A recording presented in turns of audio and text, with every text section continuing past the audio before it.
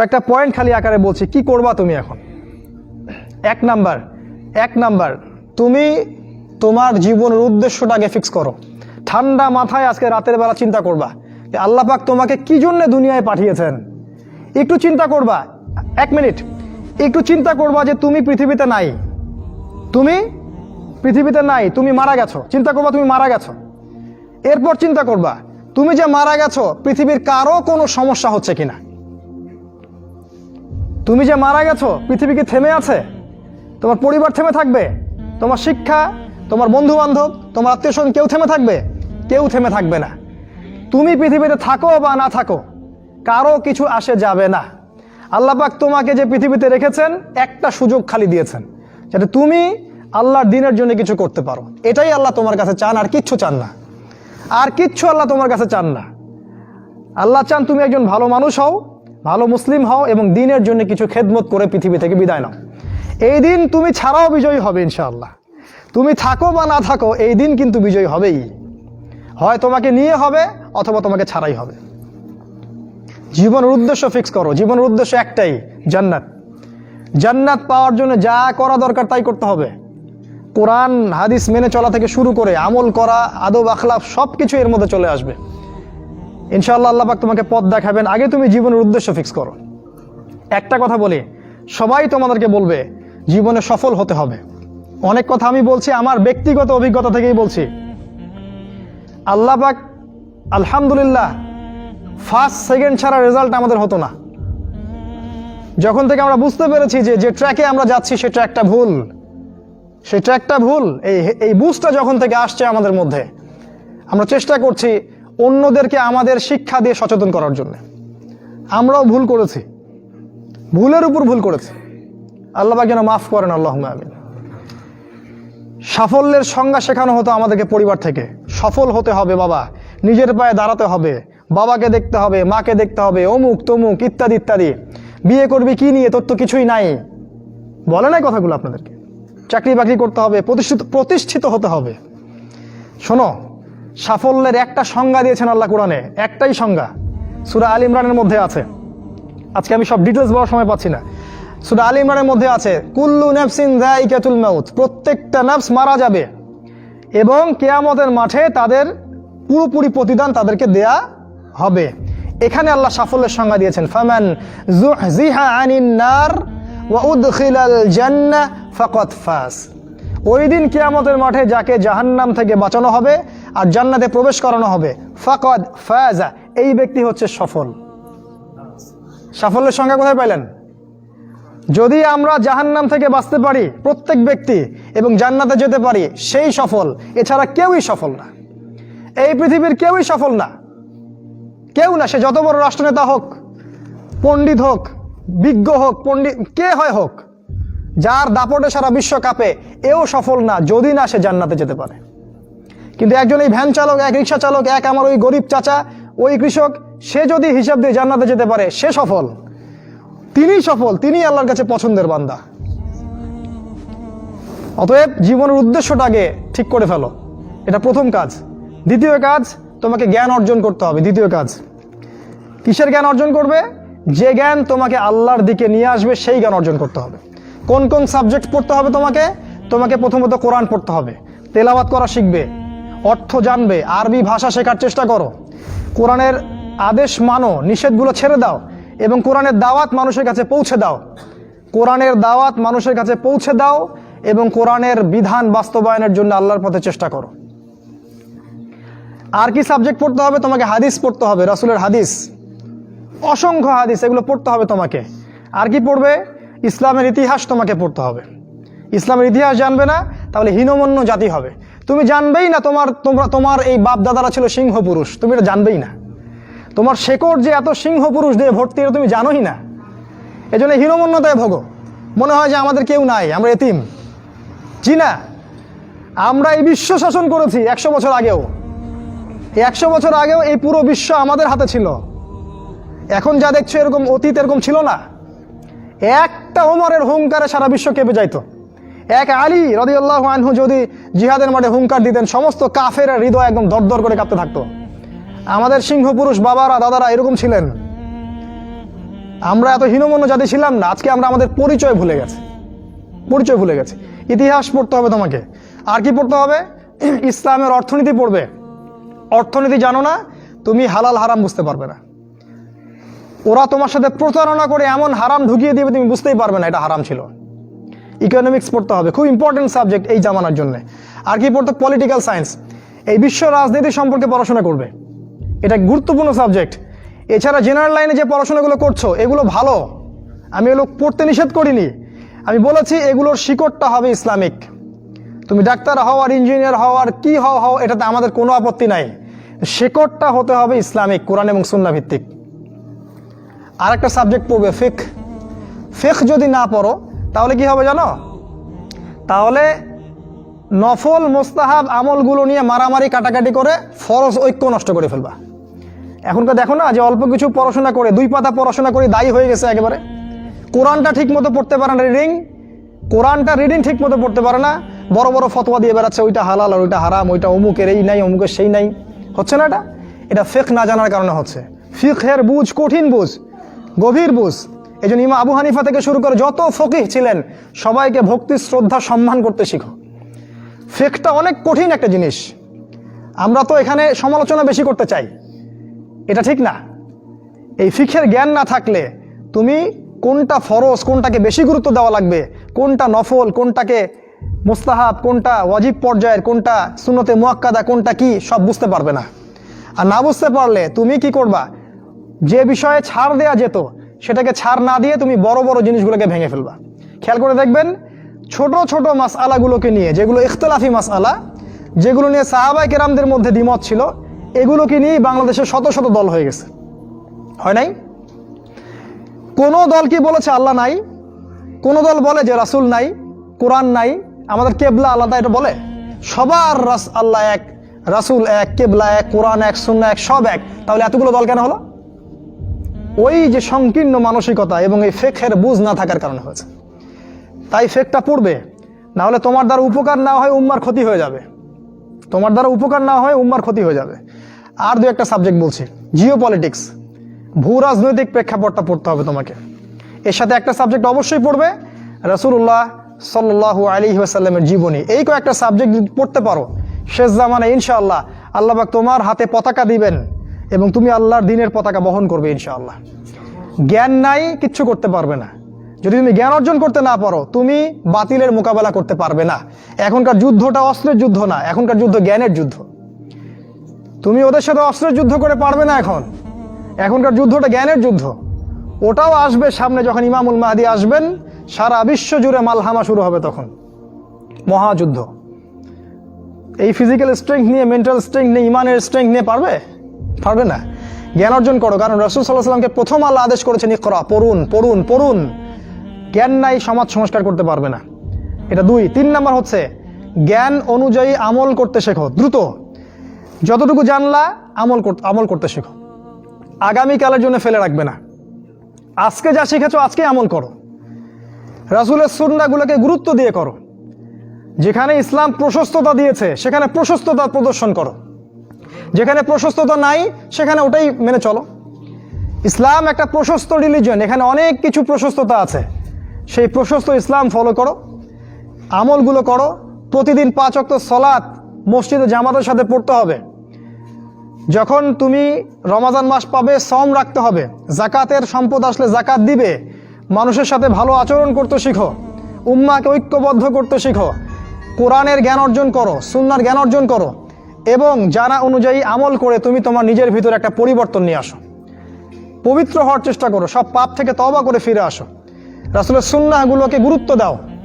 A to Z, বাথরুমে যাওয়া থেকে শুরু করে তোমার জীবনের প্রতিটা ক্ষেত্রে নবীজির সুন্নাহগুলোকে তোমার উপর বাস্তবায়ন করো। নিজের উপর সুন্নাহ নাই, তুমি সমাজে সুন্নাহ বাস্তবায়ন করতে পারবে না।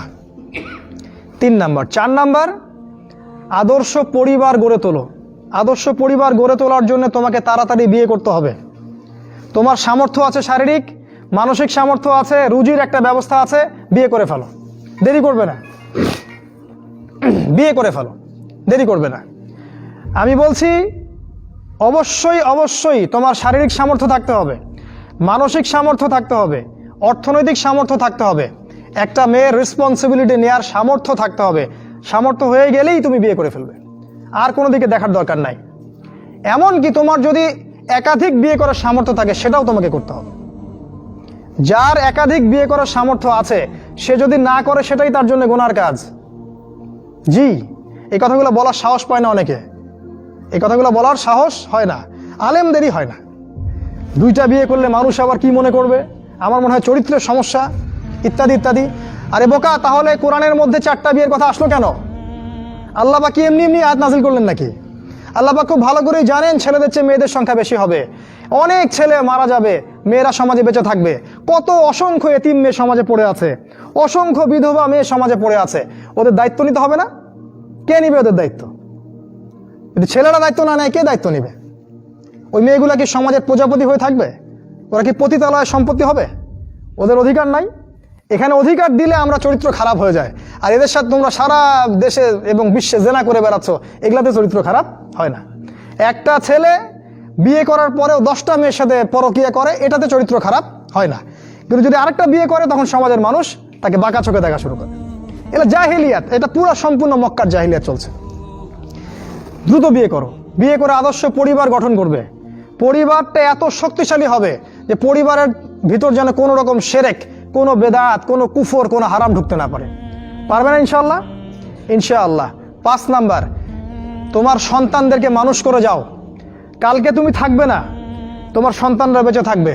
এক একটা সন্তান, এই যে বাচ্চাগুলোকে এমনভাবে বড় করতে হবে যাতে এরা আগামী দিনের ওমর হয়, আগামী দিনের হামজা হয়, আগামী দিনের খালিদ বিন ওয়ালিদ রাদিয়াল্লাহু আনহু হতে পারে ইনশাআল্লাহ।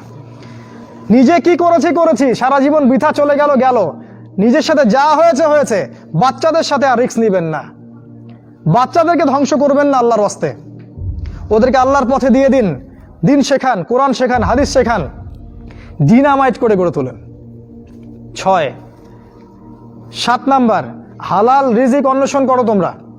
রিজিকটা যত ছোট পেশা হোক না কেন, যদি হালাল হয় অবশ্যই সেটাই উত্তম।